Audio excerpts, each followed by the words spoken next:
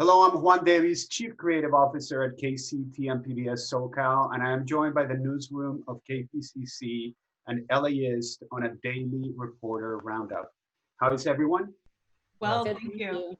Well, it's Monday after a weekend of peaceful protests that turned chaotic in many parts of the city. Emily, you were out in Santa Monica yesterday with protesters and looters on the other hand. What did you find out?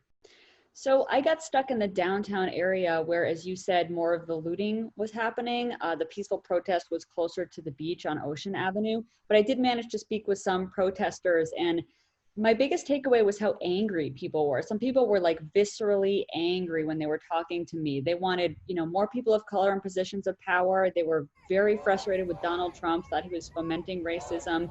They wanted the 3 other officers involved in the death of George Floyd in Minneapolis to be arrested.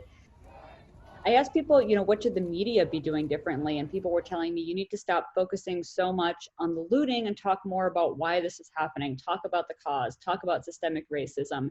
Another man I talked to said he was just tired of making hashtags with Black men's names. He did not want to see police continue to kill Black men. He had had enough. So yeah, people were very frustrated, very angry.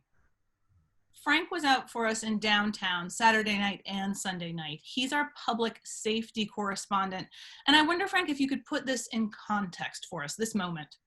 Well, the context is racial injustice. The context is the too often brutal policing of African-American men. The context is a persistent Black underclass that has nothing to lose when it loots.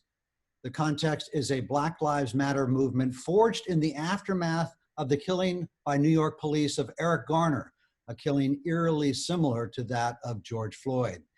The context is an information revolution where all of this is caught and plastered on social media. The context is a pandemic that's made disparities starker and a society more on edge. And the context is the persistent hope for change by a movement seeking to lift its voice above the looting and the fires and the violence.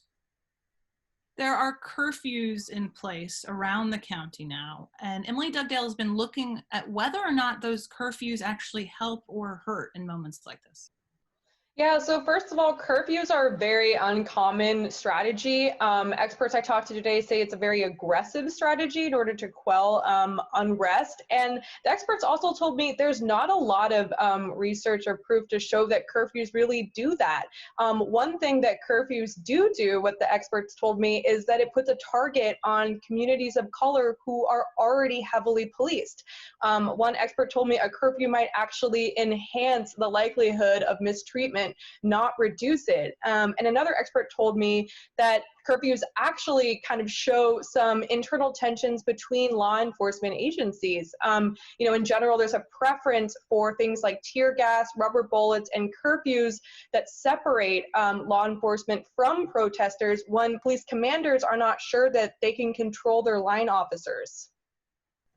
And finally today, the unrest means that a lot of COVID testing centers around the region are closed. Jackie's been looking at what that means for the spread of coronavirus. Yeah, today we're seeing huge lines at the testing centers that are still open, like Dodger Stadium. And it comes at a time when experts tell me we need more access to testing, not less. A doctor told me today that people who have been out protesting in close quarters should all be tested. I talked to experts who said that some of the police tactics, like using tear gas, which of course causes people to cough, could lead to more COVID-19 cases. And we're seeing pictures of people who've been arrested being grouped really close together. If someone is asymptomatic and kept in a holding cell, for example, with other people, maybe for hours at a time, that could easily lead to more cases. I asked the director of the health department if they have issued any guidance to law enforcement, and she just thanked me for bringing it to their attention. So it's unclear if they'll do it or not, but I will follow it.